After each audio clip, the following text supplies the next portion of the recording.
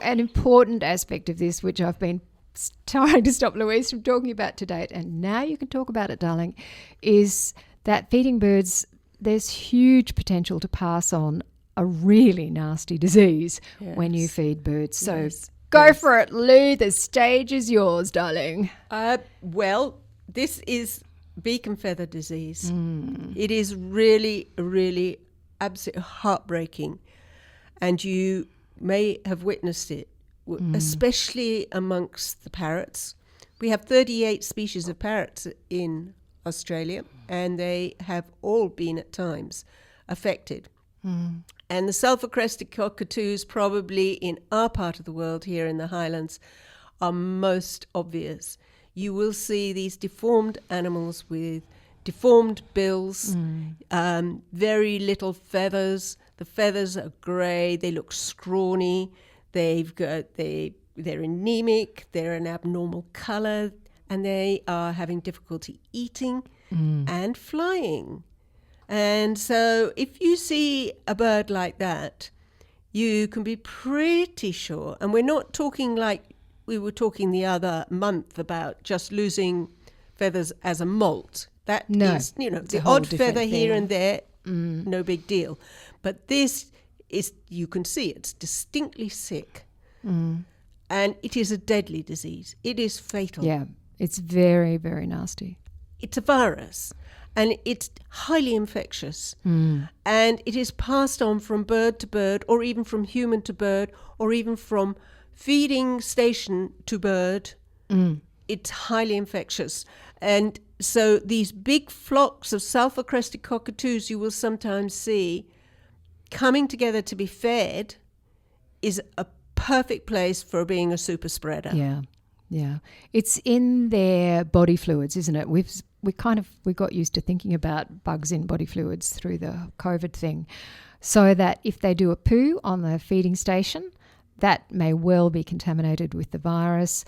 Apparently, parent birds, when they're crop feeding, which we've talked about once or twice in our previous episodes. All of a couple of months ago. Yeah, because we've got such a huge, long history with this.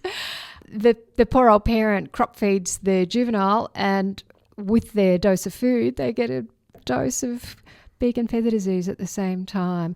But just simply being in proximity to each other, one bird touching against another, can be enough to pass it on. It really is highly contagious.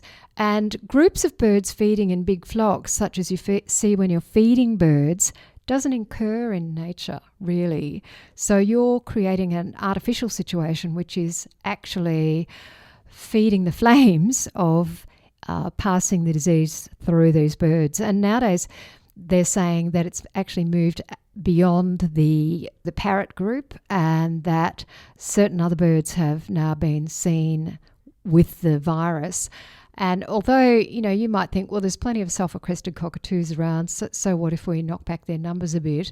Some of the more endangered parrots are really hugely at risk with this, but also just some of our standard birds in the Highlands are at risk. So if you are going to feed, please be very, very careful to clean up the areas where you're feeding. Don't feed large groups, particularly of sulphur-crested cockatoos and of corellas. And if you find that large groups are flocking in, take the food away. Yes. It's really a hygiene thing. We have to do everything we can. I mean, we're kind of getting used to this idea of just being super, super clean. That's right. Because we should probably reassure people that this disease does not cause harm to humans. So don't panic if you have any contact with a bird that's got this disease. Apparently it's not passed across to humans, but there is no available treatment for this. So if you find a bird with beak and feather disease, the best thing that the vet or the wildlife carer can offer is just what they call supportive care.